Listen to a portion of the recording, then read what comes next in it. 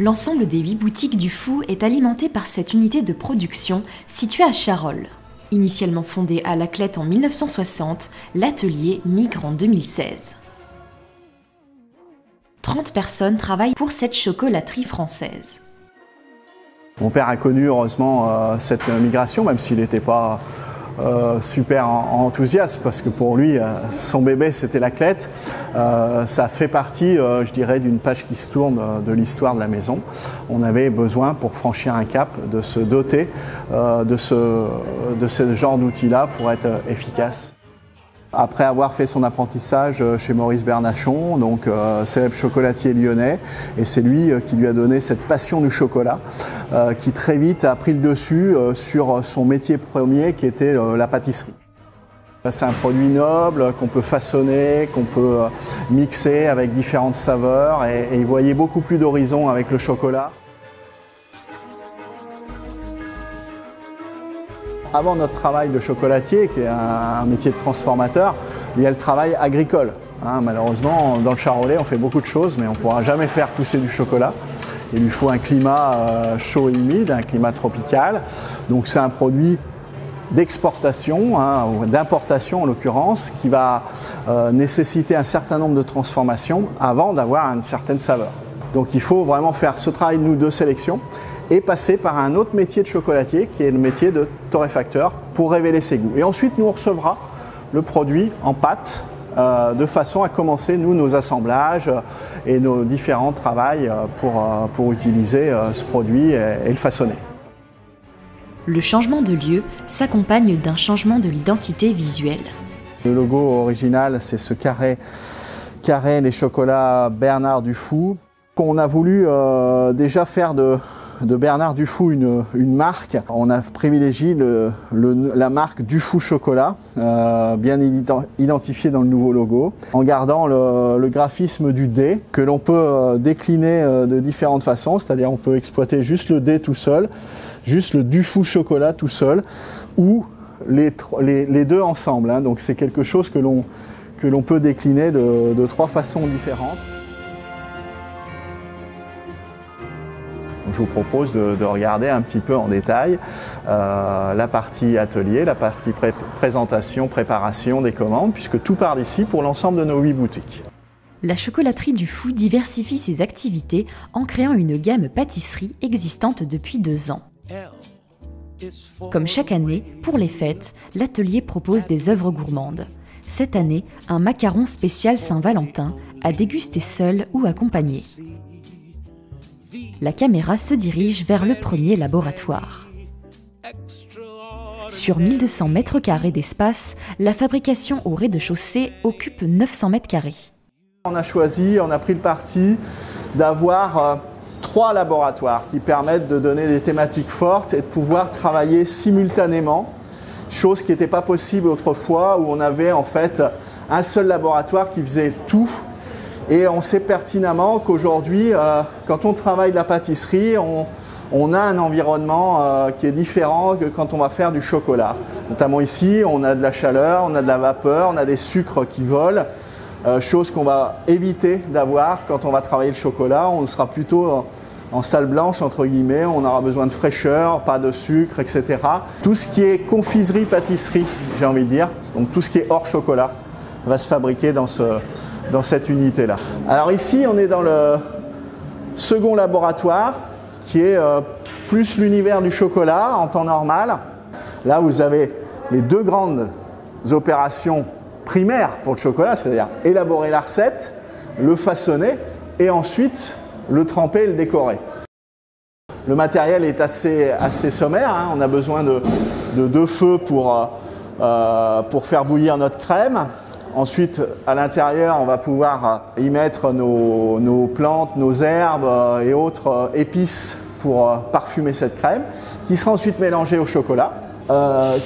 Les produits vont finir de toute façon dans ces gabarits-là, de façon à pouvoir ensuite être détaillés en petits carrés. Chaque chocolatier va avoir un petit peu sa façon de façonner son chocolat. Nous, on a décidé de telle épaisseur, donc les épaisseurs sont déterminées là par ces cadres. On aura besoin de les passer à la guitare après, un outil non pas de musique chez nous, mais qui est un outil qui a un fil à couper le beurre qui va permettre en fait de tronçonner en petits carrés de 2,5 par 2,5. Là, notamment, vous avez une pièce importante qui n'est pas la plus grande, mais par contre qui est très importante parce qu'elle vient en fait mettre le produit en affinage. C'est-à-dire que quand il a été fabriqué ici, il vient se reposer dans cette cave.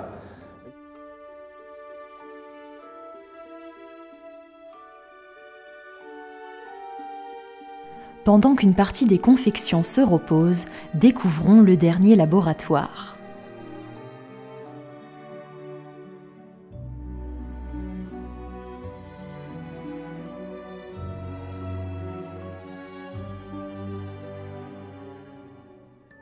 Les seules choses qui tournent en permanence ici, c'est les fontaines à chocolat.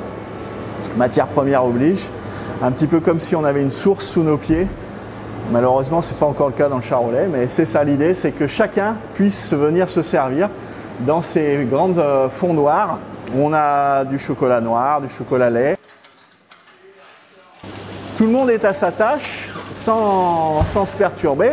J'ai des gens qui sont en train de créer des socles, j'ai des gens qui sont en train de peaufiner des décors pour pouvoir donner un effet velours.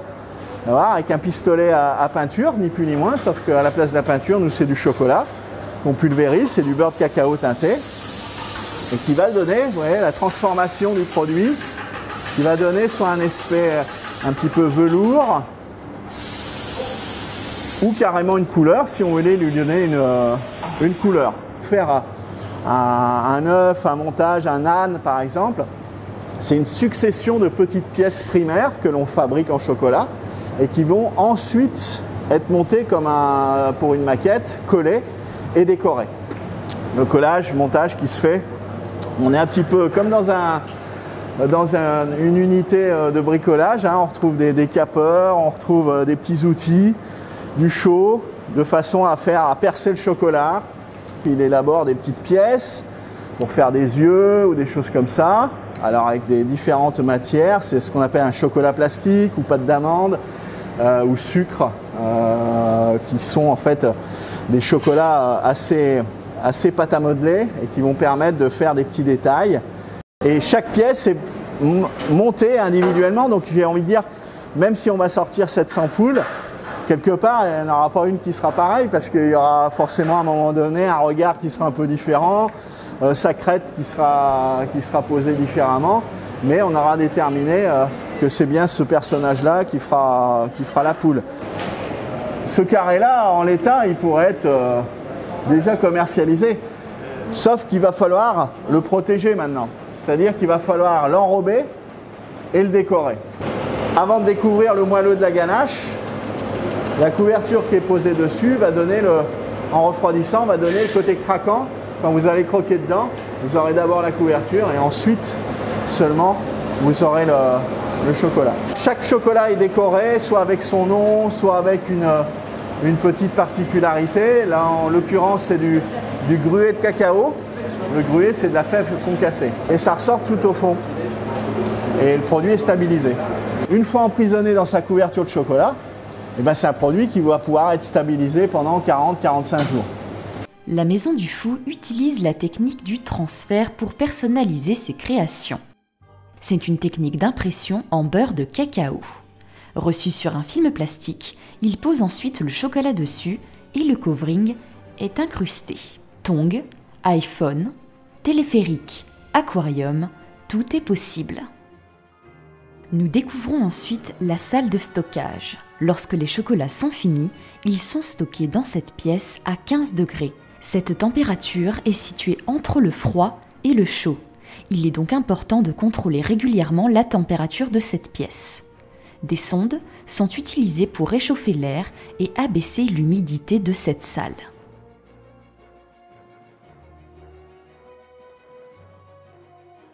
On est dans le conditionnement, là il est en train de préparer les boîtes de grignotage, les coffrets, etc.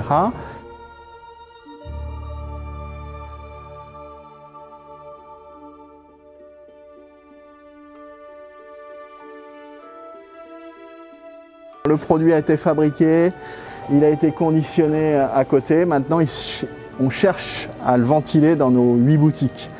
Et là, on a effectivement ces codes couleurs par cagette qui permettent d'identifier au premier regard les destinataires. Le jaune, par exemple, c'est les Mâconnais, le vert, c'est Dijon, on a le Chalonnais qui sera en bleu ciel, on va le voir, rouge pour Lyon, blanc pour Laclette. Ce qui fait que notre livreur, lui, il n'a pas à se poser de questions. Si demain, il est prévu qu'il aille à Dijon, vous voyez, on charge petit à petit sa commande et puis il va venir charger. On met même des pastilles vertes sur tous les consommables qui lui sont destinés. Le chocolat se modélise, se moule comme on le souhaite. Il n'y a pas de limite dans la créativité chocolatière. Bernard Dufour en a fait un art qui se perpétue de génération en génération.